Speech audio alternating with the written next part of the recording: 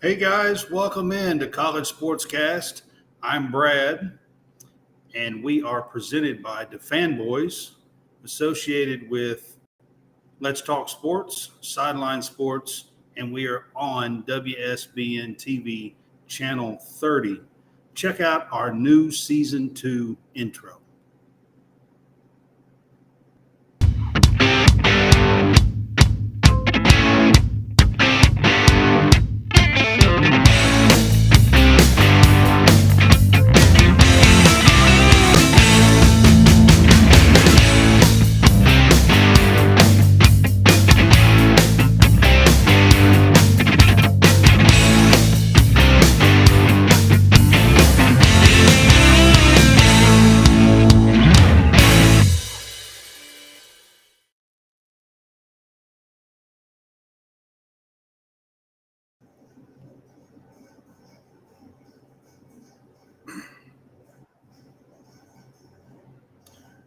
Hey guys, welcome back. Brad with College Sportscast. Welcome to College Sportscast.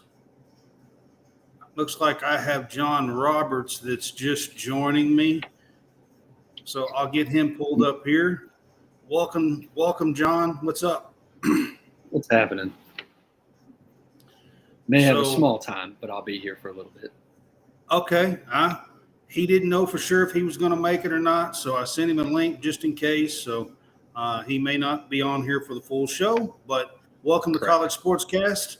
And we have John on with us for a little while this evening, so we'll kind of get started with that.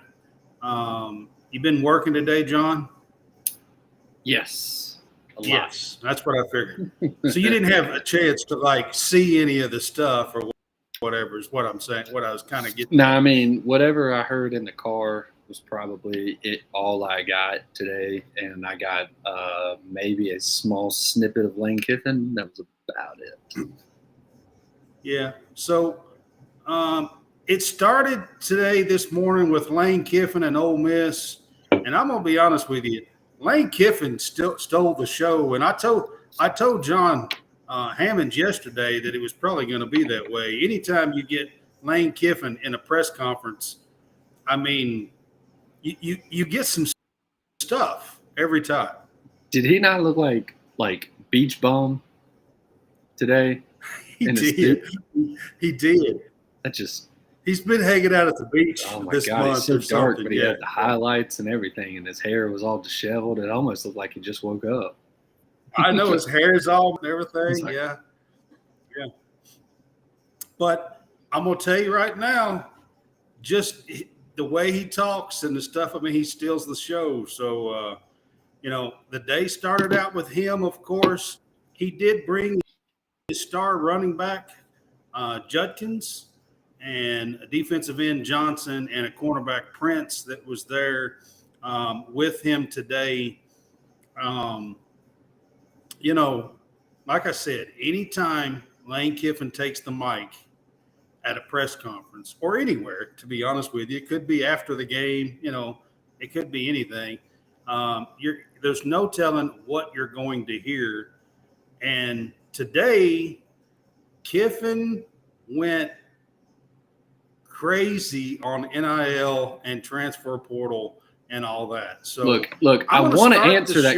I want to answer that question, but I think I've grown up and I really want to, but they tell me I should probably just kind of let some questions go.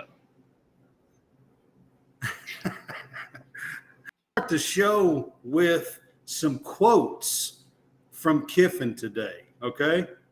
So the first one is this. He says that there are unintended consequences with NIL, and it's a pay-for-play system where players follow the money and the teams with the deepest pockets get the best talent. That was his quote today. All right. Lane Kiffin, will you please rank the boosters in the SEC? Then his next quote is this. He's talking about the transfer portal. He says, free agency now exists. except that unlike professional sports, every college player can enter into free agency twice a year with the spring and winter transfer windows. And then he went on. Then he went on to talk about grad transfers who could be in the. He said you could be in the spring workouts and just decide that you don't want to be here, and that since you've graduated, you can leave. And that was something when he talked about the grad transfer going into the portal, saying they could go through spring workouts and decide right in the middle of it that they don't want to be there anymore, and that they can leave and they can go at any moment. Anytime they want to. And he went on with the transfer portal, and he said, we've now got professional sports, except there's no salary cap or luxury tax, and the result is a myriad of issues for the coaches. That is Lane Kiffin's quotes today on the NIL and the transfer portal. He said, I'm not complaining about it because we have taken advantage of free agency. He did say that. But, and there was a whole other list. There was a bunch of other stuff that he went into with this. Like you said, he went into the grad transfer stuff. But, there was other things that he went into as well. And I'm not going to sit here and go through everything that he went through and that he talked about. But I thought those 2 or 3 quotes was, just about as open and honest and relevant to the game from a coach that you could possibly get. So when he went into some of that stuff, he was talking about like the when he talked about the transfer portal and free agency and how it's not the NFL model, because he said, hey, the NFL model at least has a start and end point, and that you can kind of regulate it. He said, but this one is just, it's kind of open season, and there's two different times. He actually went on talking about the NFL. He actually went on and said, in part of it, he said, imagine an NFL where Tom Brady can basically be a free agent and go to the highest bidder every single year. Because that's what we have in college football. Yeah, and then he mentioned a few other names when he was, especially when Tom Brady was one of them. When he was talking with, he was kind of mentioning some things about Sark because of the fact that Texas is coming in, and that he and Sark have had a, pretty close career path, seeing that they've crossed paths several different times, whether being the fact that Sark followed him at Alabama, Sark followed him at USC multiple times, whether as offensive coordinator or as head coach. So Sark's coming into the SEC, and they were talking. I think he was either talking with Sark or anything like that. But it was, why would you want to go to the NFL? Because this is the NFL. This is the best players, and he's talking about. He was comparing both being as a coach, but also the fact that the players are getting paid. That most people came to college and went and played at some of the best schools because they got their chances to get into the NFL to make money. Like their whole point was they're going to come in here for 3 years and then they're going to make money. Now they're making money in school. So this was kind of the idea. He was also talking about when they started talking about, well, how do you handle the locker room? And he said, well, it's the same way you handle it with an NFL. Like, one guy's got a contract, and somebody that they pull in, they go get another guy out of free agency who then signs for more money, and you've got to be able to handle both of the personalities in the locker room. He said it's the same thing as the NFL. He just says you just have to teach it earlier to the kids that don't understand. And Kiffin has been what it is in the NFL, so he right. has some experience there.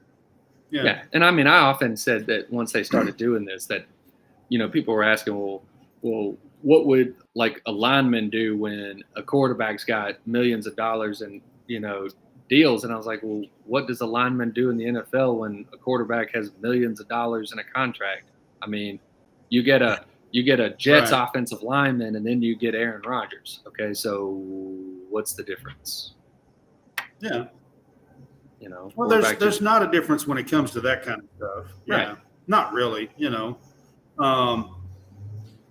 But I really, honestly, I've never truly been a Lane Kiffin fan. Okay, I'm not going to sit here and act like that I have. But the last year or so, with some of his speak on these topics, I'm really impressed.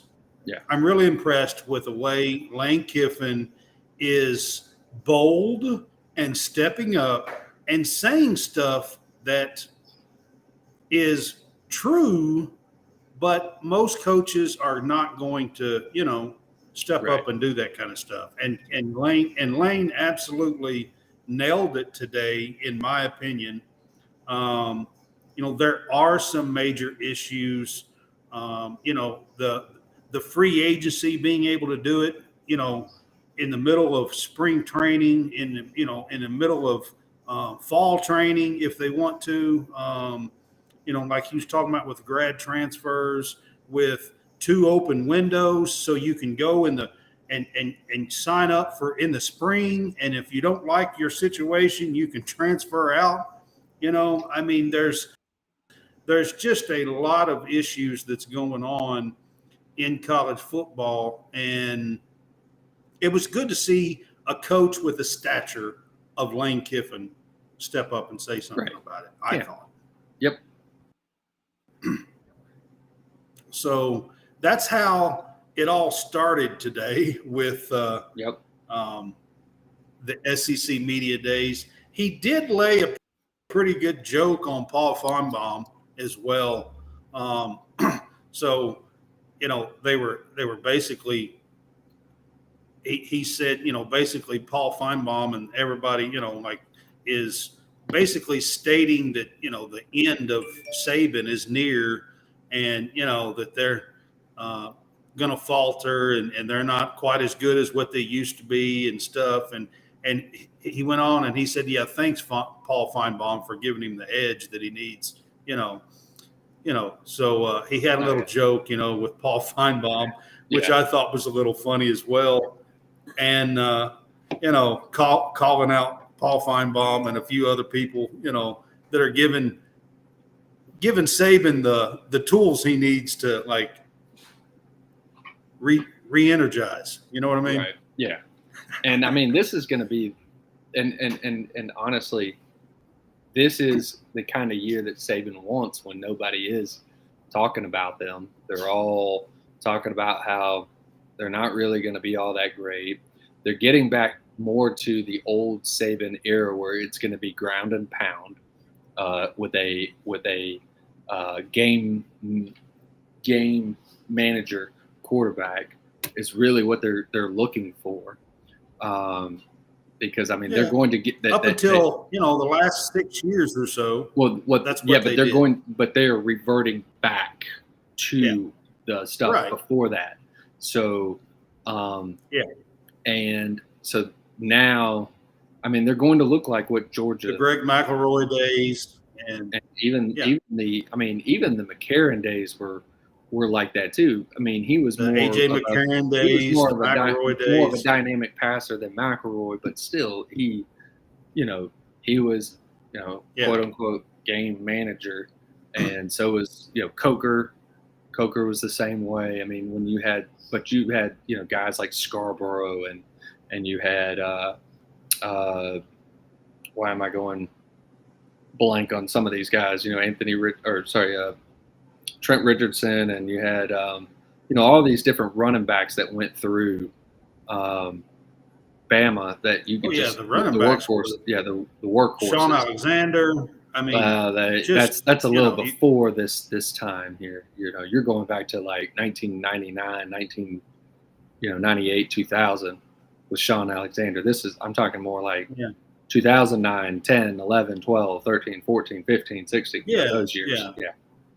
So that's really what they're kind of reverting back to that. And they'll have a stable of running backs. They'll have Kiffin just didn't want him to wake up the sleeping giant. Correct. That is correct. Which there's a lot of people that seem to be poking at him, and I think this is one of those years Saban could pull off the best coaching year of his career. And I mean, so far I would say 2020 is that one right now, because of the fact that you went up. He went 10-0 against 10 SEC teams. I think that's. I mean, even though they were in front of no fans, it was 10-0 against 10 SEC teams, which is quite possibly one of the best years you could have. So, I mean. Yeah, absolutely. I agree with that. Yeah. Yeah, so. I agree with that. So, talk a little bit about Mississippi this year, they have 3 really good quality quarterbacks. Somehow or another, Kiffin convinced 2 have-been starters to transfer to Ole Miss when they already had Jackson Dart, who transferred last year. Right. And so now they have Spencer Sanders, who is the second winningest starter in the Cowboys' history. Right. Has over 9,500 yards of throwing and 67 touchdowns in his career. And he has 1 year left of eligibility, and he transfers to Ole Miss when Kiffin has Jackson Dart. And then on top of that, Walker Howard transfers from LSU, who has had some starts at LSU. Right. Not a ton, but has had some starts at LSU. And he transfers in there as well. So he has 3 really good quality quarterbacks. Mm-hmm. And I think he has possibly the best back in the nation. Yes. Sean Judkins, a true freshman last year. And by the way, I want to throw this out. He rushed for over 1,000 yards as a freshman, and he was the first back to do it since Emmitt Smith in 1987.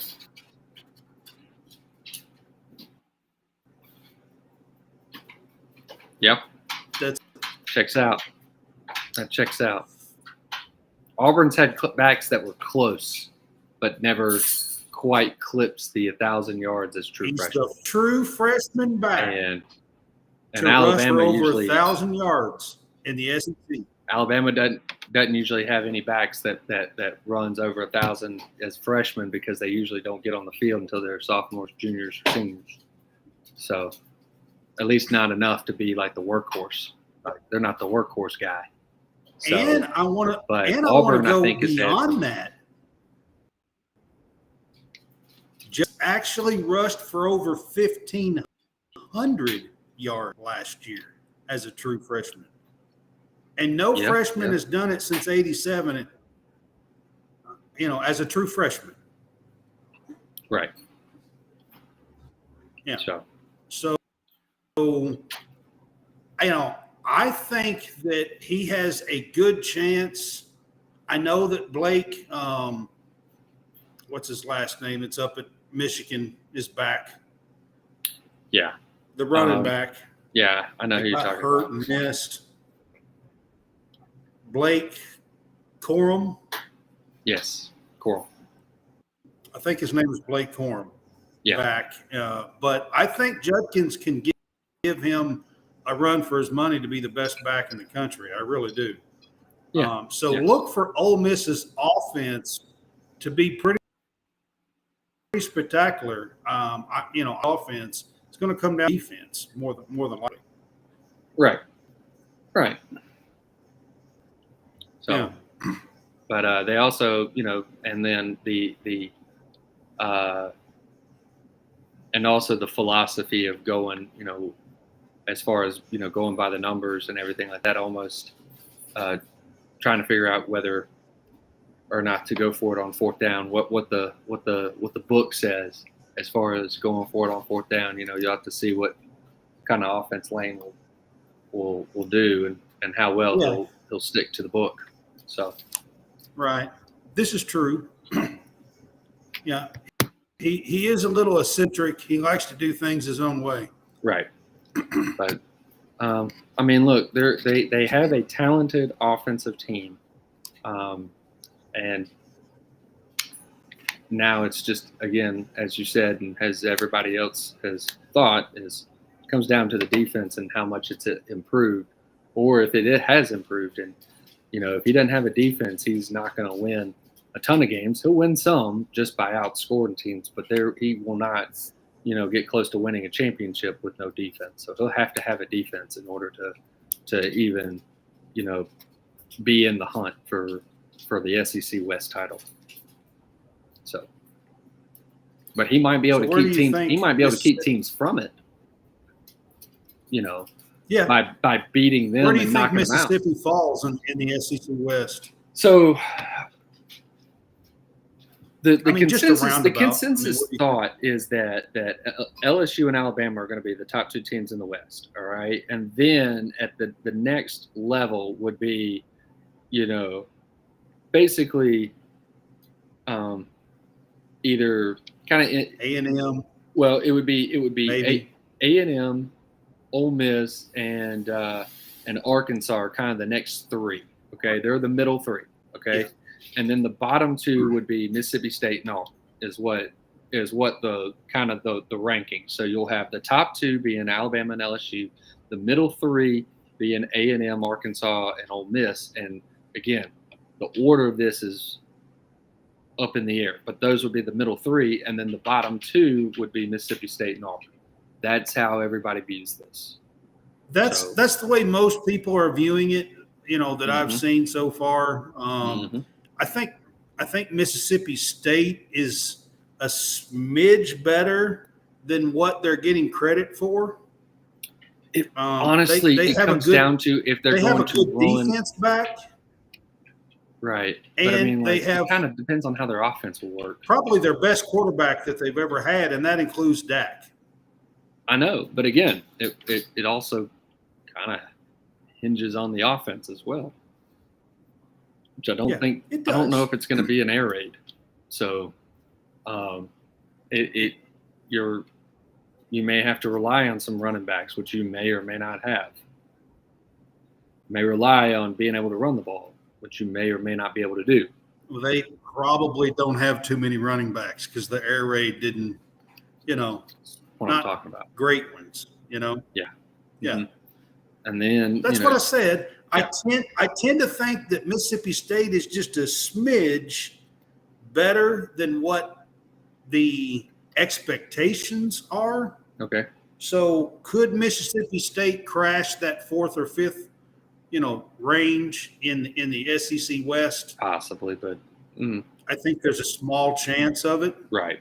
I think there's a small chance of it. Probably. I don't think they would go any higher than that. Yeah. But Ole Miss could possibly nab the third spot in the SEC they could. West if they play. They could. Right. Yeah, they could. I don't put a whole lot of. I honestly don't know. Yeah. If any of those three teams that I named in the middle three, any one of them could be number three, but every one of them could also be 5 in the West. Every one of them could be. They could be up. They could be 3. Right. They could be 5, or they could be 7. Not really 7, but more like 6. They could be 6. I was trying to look at the schedule. They put Tulane the second game of the year at New Orleans. It's in New Orleans, that game. So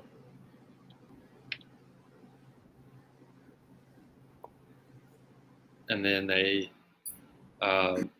could be a team that's like a 5-7. They could also be a 8-4 team. I don't know if they're going to be a 9 or a 10 win team. I think they're kind of in that 5-7 to 8-4 range. Right. And then, but I mean, they still have to play Bama, LSU. You know, they still got to play Auburn, which you don't know what Auburn you're going to get. You have no idea. I mean, you think that Ole Miss should beat Auburn, but I don't know. They could. You know, Auburn could come up and beat them. Mississippi State could show up for one game and beat Ole Miss. Not that I expect them to, but they could. Yeah, but like I said, I mean, every team could beat Ole Miss, and Ole Miss could, you know, snake bit any team that's out there. But I just don't think they could put it up for an entire season. So I think they could beat somebody they're not supposed to, and then they could also lose to somebody they're not supposed to. I agree with that. And I think that's kind of the same thing for almost everybody in the West. I mean, it really is a toss it up in the air, because I could see LSU even losing a game they're not supposed to lose. Now, there's not too many teams that they could beat that they're not supposed to beat. I mean, because they're supposed to beat just about everybody. So, but they could lose a game that they're not supposed to. You know, Alabama could lose a game they're not supposed to. I mean, Absolutely. Who knows what Texas A&M is gonna do? And then the other teams are more like they could win a game they're not supposed to, you know. So as opposed to losing a game they're not supposed to, you know. So I think that's just kind of the way it is. Yeah, I mean, all of that can happen for sure. Yep. So, but yeah. But what we got next? Who's next?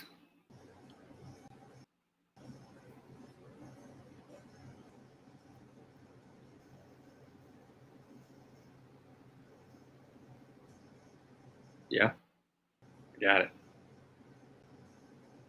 What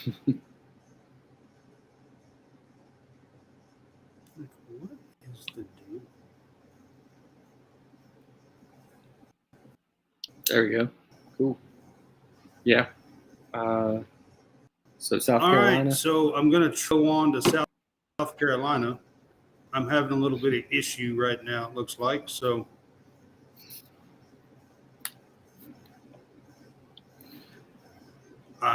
South Carolina just depends on if they actually take the next step. Is it? You know, right? They could take the next step.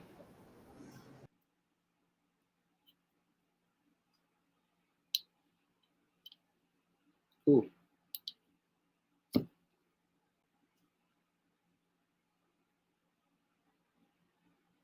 Really. You know, Shane Beamer has a pretty out there personality as well. Kind of like not quite as much as Lane Kiffin, but pretty close. And, you know, he takes the podium today. He did bring his quarterback, Spencer Rattler. And, all right. So you got it out? Yeah, I got to head. I got to move. Yep. All right, man. All right. All right. Have a good night. All right. See you.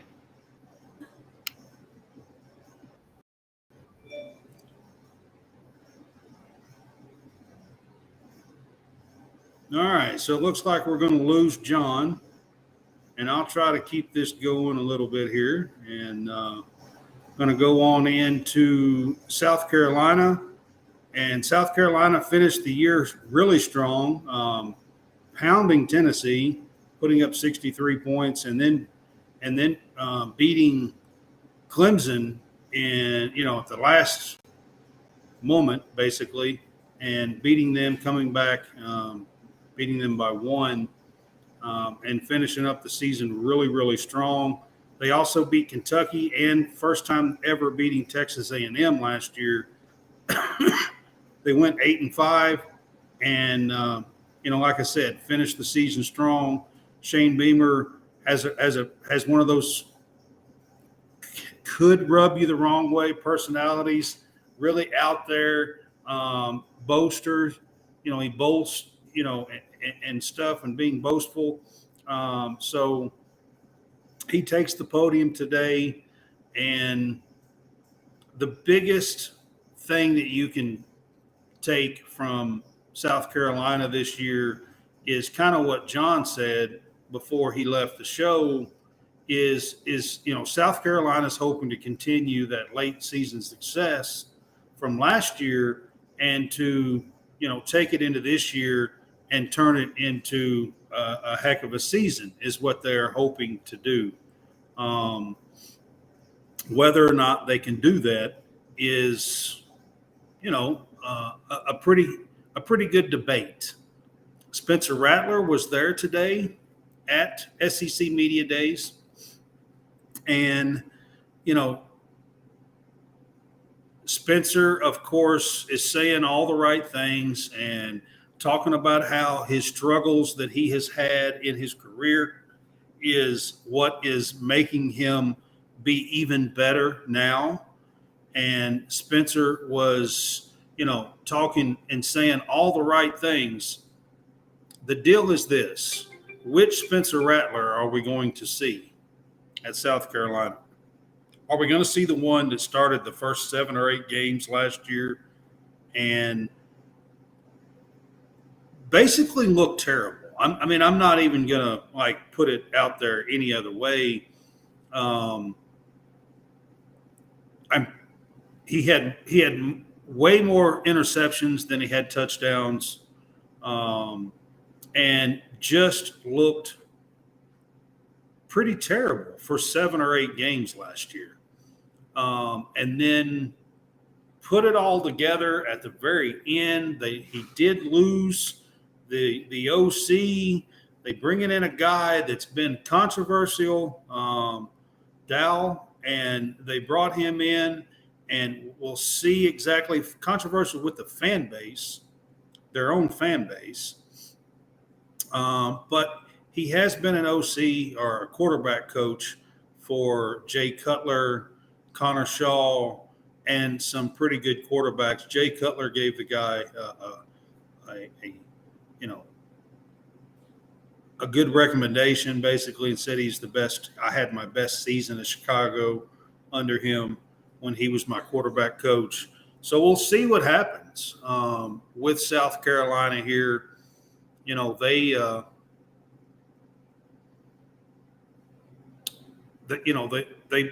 play a tough schedule. All the SEC teams do. And I think early on, in week 2, 3, 4, we'll find out exactly what kind of how South Carolina is going to look and what kind of season Spencer Rattler is going to have. I mean, not to say that he can't come on at the end like he did last year and, after 6 games or whatever and come on and play like a world beater, because he can. He did it last year and he showed that he can. So, that's where South Carolina is at. I don't believe, while they do have some players and stars on the defensive side of the ball, and they put it together last year and done pretty good on the defensive side of the ball. So I expect to see some more improvement in that area for South Carolina on the defensive side of the ball as well. But we will, we'll find out when it comes to South Carolina, I think most of the eggs are in the Spencer Rattler basket, if you want my opinion. When it comes to them, they are in that fringe top 25 range. I have seen them in some polls be top 25 and some not. I also have seen them as high as second or third in the SEC West, and I've seen them as low as fourth or fifth in the SEC East. Sorry, I said West. But I've also seen them as low as fourth or fifth in the SEC East as well.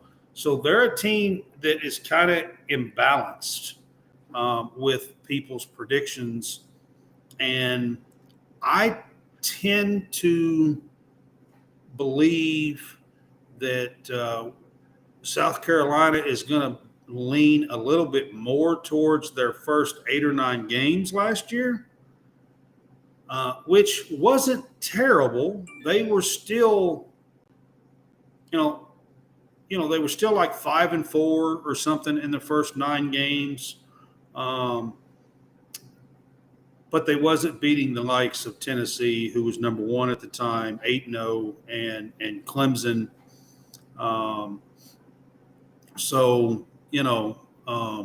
They wasn't beating the likes of those types teams last year. And we'll see exactly how that plays out and what happens with South Carolina this year.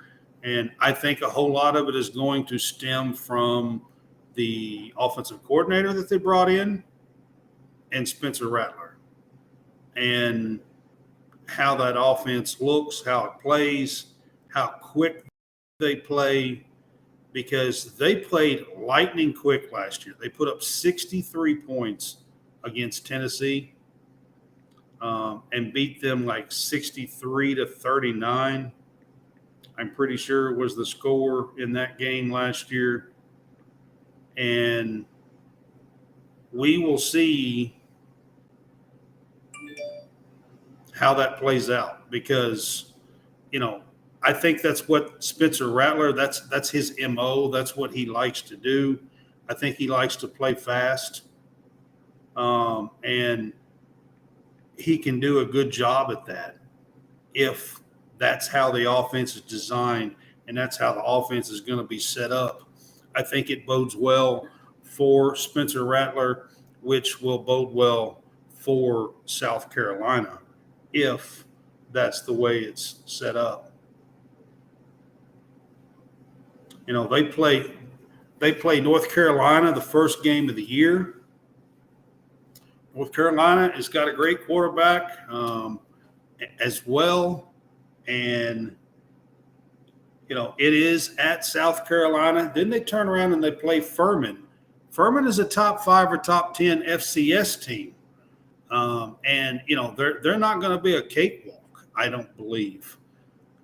They have quality players. Furman's going to be a quality team for FCS, and we'll see how that goes. And, of course, their third game of the year is against Georgia. So we'll find out pretty quickly, and it's at Georgia as well. I tend to think that South Carolina will be in that 4th range in the SEC East. But we'll see what happens. And then from there, Tennessee takes the stage, and Josh Heupel takes the stage, and to finish up and to end SEC Media Days. They are the 14th and last team today to take the stage at SEC Media Days in Nashville, Tennessee, by the way. And Tennessee coming off an 11-2 year last year, and outside of that slip up with South Carolina, Tennessee is probably in the college football playoff last year. If it wasn't for that loss, if they would have taken care of business that day, their only loss would have been I don't think would have been enough to keep them out, which was a loss to Georgia, would have been enough to keep them out of the college football playoff last year. And I said something wrong earlier. I think the Georgia game was before the South Carolina game last year. I'm pretty sure. So anyway, Tennessee would have had one loss against South Carolina, and that would have been the second.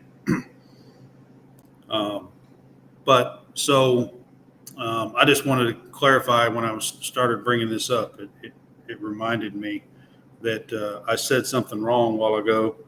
But Josh Heupel takes the stage, and unfortunately for Josh, there was a lot of questions and a lot of buzz in the room today about the sanctions that was put on Tennessee this week, early this week, maybe over the weekend. Maybe it was Saturday, maybe it was Sunday, but it was within the last week. These sanctions were released. Now, I want to get into these sanctions just a little bit. There is a lot of talk between football fans that Tennessee got off easy.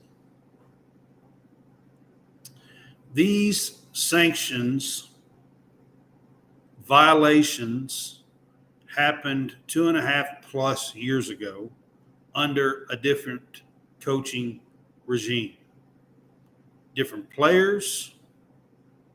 And I think the NCAA is getting away from punishing current players and current teams as much as possible. They are losing some, they are still having some scholarship reductions with this. They are on 5 years probation.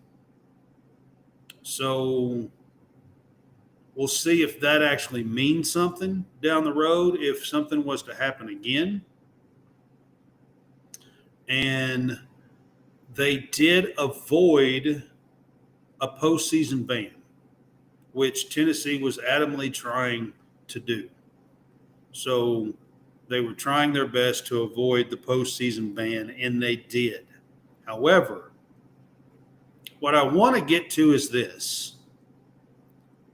There was a heavy opponent to these sanctions, and that heavy opponent was these sanctions were heavy towards the actual coaches and staff that committed these violations. And there were 18 that were the top of the line violations. And there was a lot. And so the coaches themselves took a heavy hit. Jeremy Pruitt, who was the head coach at Tennessee when all this happened, got a 6-year show cause. 6 years. One of the directors of player or something, one of them got a 10-year show cause on this. There was 3 assistant coaches. 2 of them got 5 years. One of them got a 2-year show cause. There were staff members who got 5 years, 2 years. And then there was a director of personnel or player or something. I can't remember now exactly what the title was, but he got a 10-year show cause. There was, beyond Jeremy Pruitt, I believe there were 7 coaches and staff members who got show causes. And these show causes keep you from being able to recruit, to coach.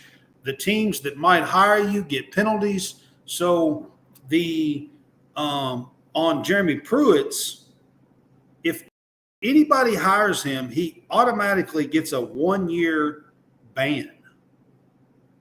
Automatically. Then they have to reinstate and apply for Jeremy to be able to do anything after that. And the likelihood that he is going to be able to do any coaching whatsoever for the next 6 years is slim to none. And I want to put that out there. There was a heavy opponent to these sanctions, and it was actually on the people who committed the violations and not put on the school or the players that had nothing to do with it. There's a part of me that's okay with that, and I'm a Kentucky fan. There's a part of me that says, maybe there should have been at least one more heavier component for the team. I'm not exactly sure what that would be, but, maybe, a little bit heavier penalty for scholarship reductions and visits and, things of that nature. But I just wanted to put it out there. These Tennessee sanctions, I'm hearing a lot of people talk about how it just was a slap on the wrist and it wasn't enough and everything else. And if you're looking at the team aspect of it, they did get off kind of easy for having major violations. There were 18 of them. But the staff who committed these violations definitely got a heavy hand. So there is that part, and I wanted to make sure that I bring that up because I think it's relevant to the story.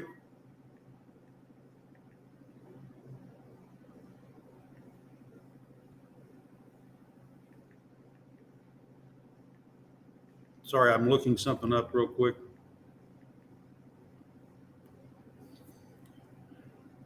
All right. Let's get to today and today's team. So Tennessee players were not bashful about saying they are coming after Georgia. They had a great season last year. They won 11-2.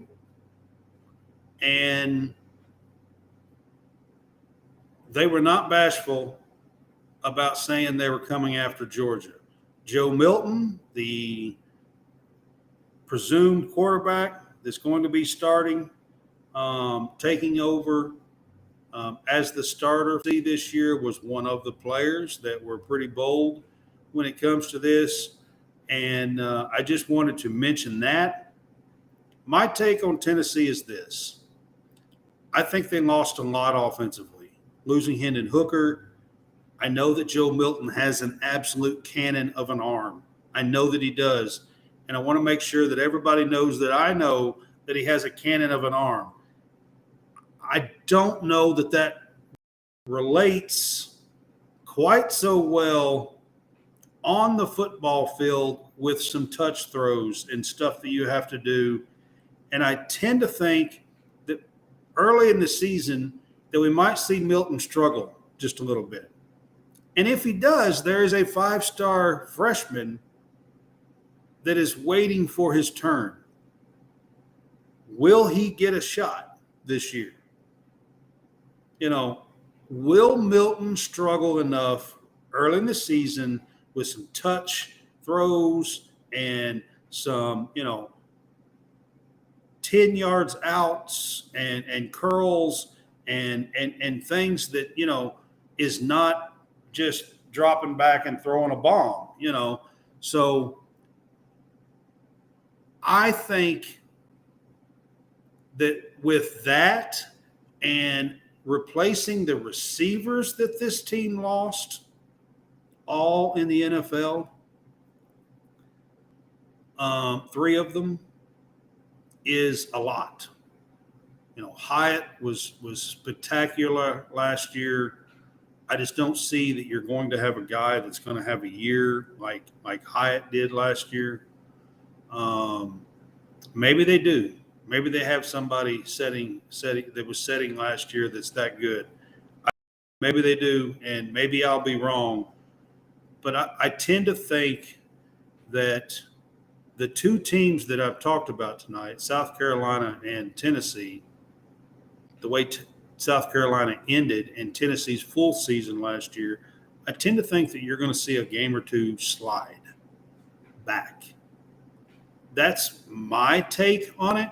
Now, will that be enough to knock them out of the second and third spot in the SEC East? I don't know. Kentucky has a tough schedule, and in my opinion, Kentucky is the only other team that would be in that second, third, and fourth spot. I think those three teams are going to be in that second, third, and fourth spot. But Kentucky plays Tennessee at home, Georgia at home, Tennessee at home, Georgia on the road, Alabama at home. They have Mississippi State and South Carolina on the road. And, with all of these teams, Kentucky has a pretty tough schedule, and I think an 8-4 season with them would be a great season. And I'm not so sure that an 8-4 season will be enough to get them second place in the SEC East. So Tennessee might have that second place in the SEC East, but I don't think it will be 11-2 like they were last year. I think if Tennessee goes 10-3 this year or 9-3 in the regular season, I think that'll be a great year, and I think that possibly could be second place in the SEC East. That's what I think. So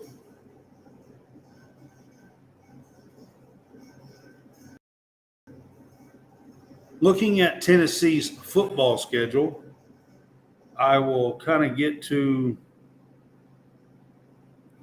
so their first game of the year, they play Virginia at Tennessee. Then they play Austin Peay, and then they play at Florida.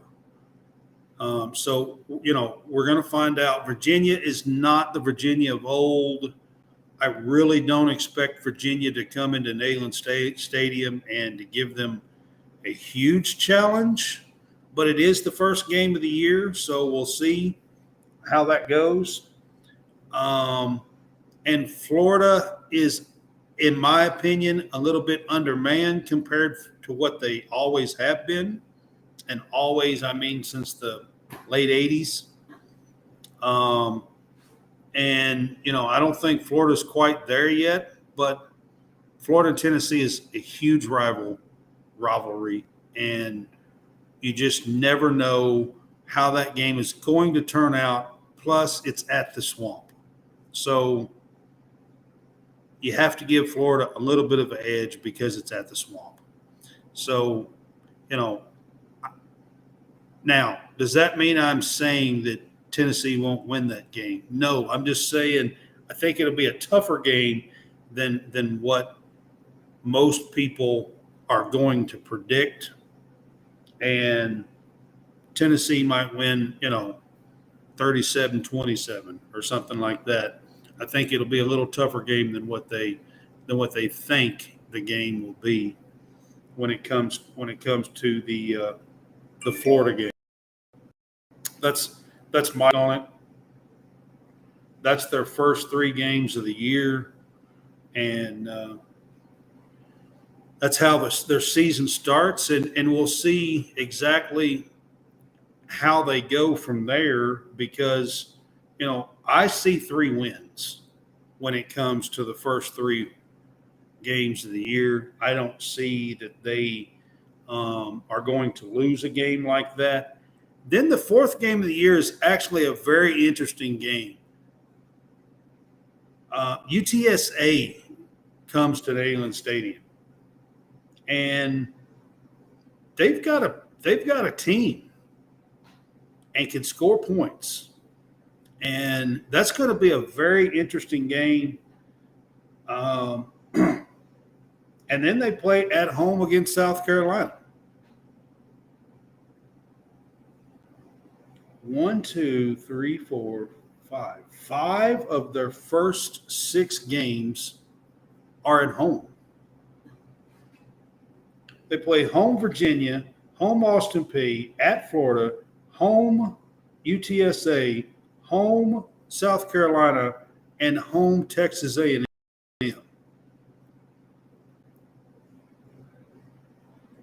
5 of their first 6 games are at home.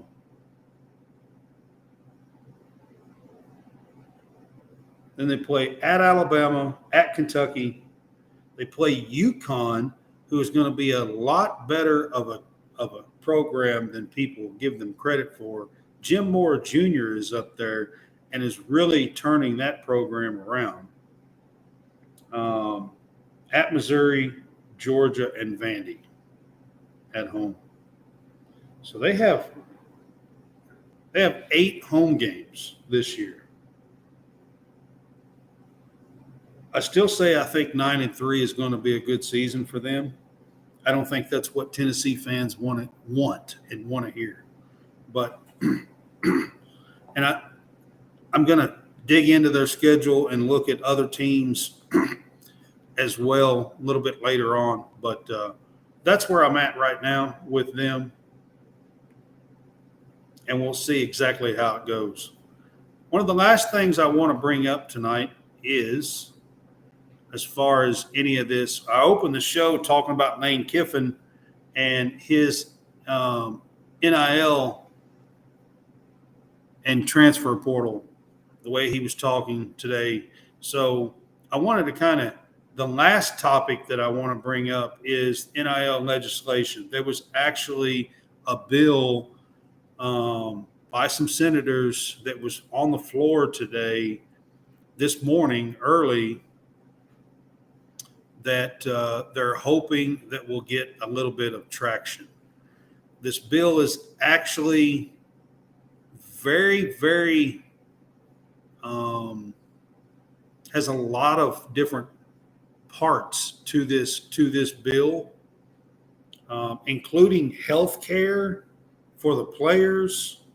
Like, there is a lot of moving parts on this bill, but I think it's worth mentioning. And if you are interested in any of this kind of stuff, you can go to ESPN app, ESPN.com.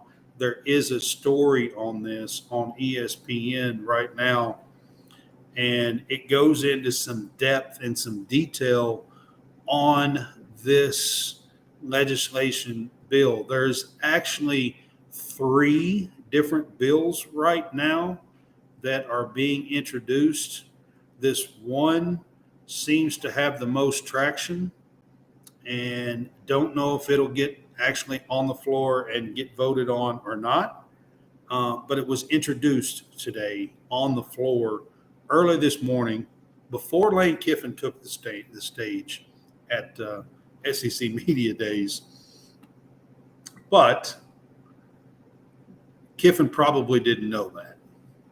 So it is a bipartisan deal. It's both sides of the party, the 3 people that have put this together. It is a bipartisan deal and everything, which is exactly what is needed. And there are a lot of moving parts to this bill. And I just wanted to bring it up tonight before I got off the air, because I'm taking another little break. We won't be back until August the 5th or August the 1st. I'm sorry. I can't talk right, apparently. But August the 1st is going to be our next show. It's July. We're taking a little bit of time off. And I done this summer series week with Global Jam on Sunday night, and we did Monday, Tuesday, Wednesday, and Thursday night here covering SEC Media Days. And now our next thing that we have coming up each Tuesday night in August, beginning August 1st, we're going to be doing our Power 5 previews and prediction shows. So each Tuesday, we're going to be doing a different Power 5 conference. August 1st is going to be the Pac-12. August 8th is going to be the Big Ten. August 15th is going to be the ACC. August 22nd is the Big 12. And August 29th is going to be the SEC. And we will cover and break down each team and give some analysis. We will break down their schedule, and we will give a 12-game regular season prediction for each team. And I probably will do a breakdown of what position everybody will land at in the conference, whether it be East and West for the SEC or Big 12 or Pac-12, and do an order of finish in each conference as well with that. But that is going to be pretty exciting. We've got some new stuff coming up. I've got some new shows. Got one called the Big Fuss Show. That's our hot topic and segment show. We are hoping to be able to bring a female to that show and have a little contrast with you guys and on hot topics and debates and things like that. I think that's going to be a fun thing for us. Where Jen is who we're going to be bringing on board on Tuesday nights for the Big Fuss Show, College SportsCast, the Big Fuss Show. And that's going to start late August.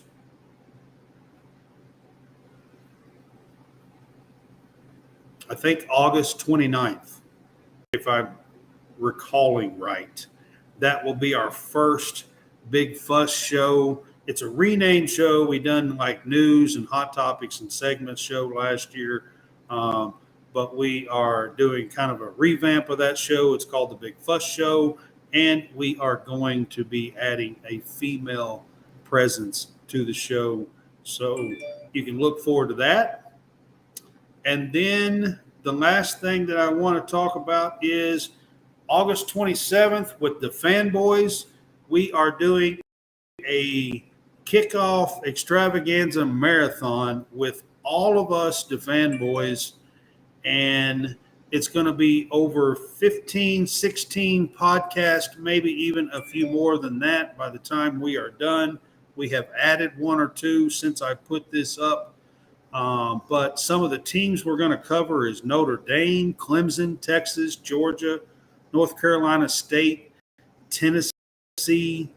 We're going to have a cast. We're going to have a fun podcast. There'll be a couple of wrestling shows.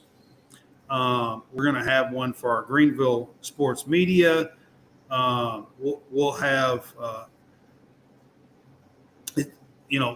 we'll have quite a few different shows for you guys, and we're going to cover different teams, and a lot of teams there is listed. So I hope you guys will be excited for our August 27th, the Fanboys Season 2 kickoff marathon. It is going to be sponsored by Pepsi, guys. We're going to be having some giveaways. The first 2.5 hours is going to be live on location in Greenville, South Carolina, at Arden's Burger and Grill. And we're going to be doing some live giveaways. I probably will have a giveaway or two as well to end. College SportsCast is going to anchor the show and be the last show. It's going to begin at 11 a.m. Eastern Time. It's a Sunday, August 27th. And we're going to run till 7 or 8 o'clock. I know we'll run to at least 7. And College SportsCast will be the last hour of the marathon.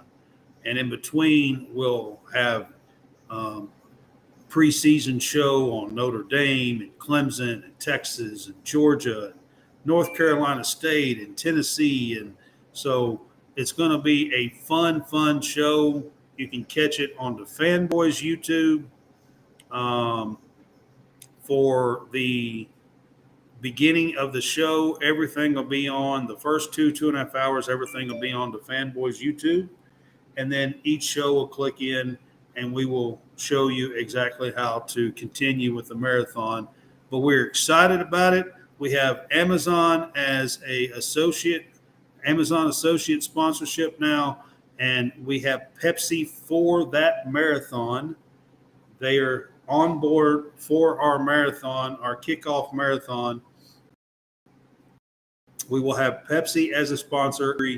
Will be a sponsor for us as well for the Fanboys Season 2 kickoff show. So we're excited to be able to bring that to you.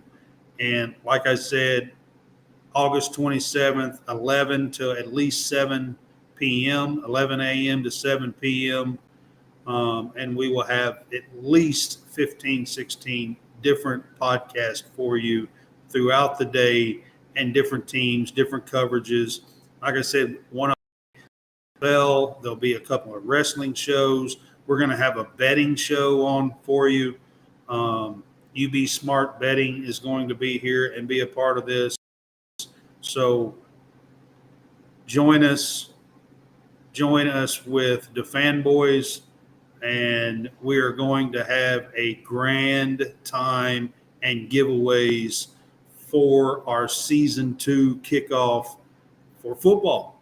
I mean, come on, guys and gals, it's football. So let's come on board and join us for our Season 2 kickoff, and we'll have a blast.